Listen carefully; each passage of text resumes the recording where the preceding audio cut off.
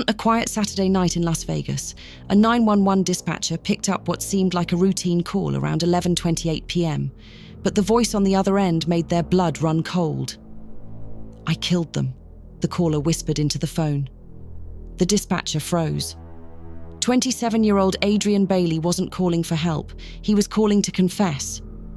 As officers raced toward the East Las Vegas Valley home, Bailey's voice cracked with something between grief and exhaustion. "I couldn't take it anymore," he told the operator, his words hanging heavy in the silence. Then came the warning that made every responding officer's heart pound. He told them they'd have to kill on sight when they arrived. When police burst through the door, they weren't prepared for what awaited them inside. At the top of the stairwell, they found a small metal baseball bat, completely covered in blood.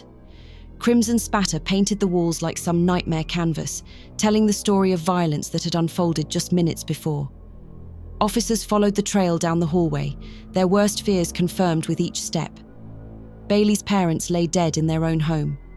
His mother, Christine Roger Bailey, had suffered multiple brutal blunt force injuries.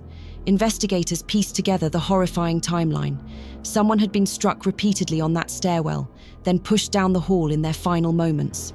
Bailey was still at the scene when officers arrived, surprisingly cooperative but distant, like he'd already checked out of reality. During questioning, he admitted he'd been drinking that night but insisted he hadn't used any drugs. But nothing could explain away what had happened in that house. The son who'd grown up in those rooms, who'd sat at that dinner table, had turned that home into a crime scene. Investigators charged him with 2 counts of open murder, the legal system now tasked with unraveling what could drive someone to such unthinkable violence against the people who'd raised him. His court appearance was set for December 31st, a grim way to close out anyone's year. Here's what keeps me up at night about this story. Bailey called the police himself. He confessed immediately. He said he couldn't take it anymore. But what does that really mean? What invisible breaking point did he reach that we couldn't see? This isn't just about one horrific night in Las Vegas. It's a haunting reminder that we never truly know what battles people are fighting behind closed doors, even in their own families. Sometimes the most dangerous place isn't out on the streets. Sometimes it's at home, where tensions silently build until someone snaps. The scariest part?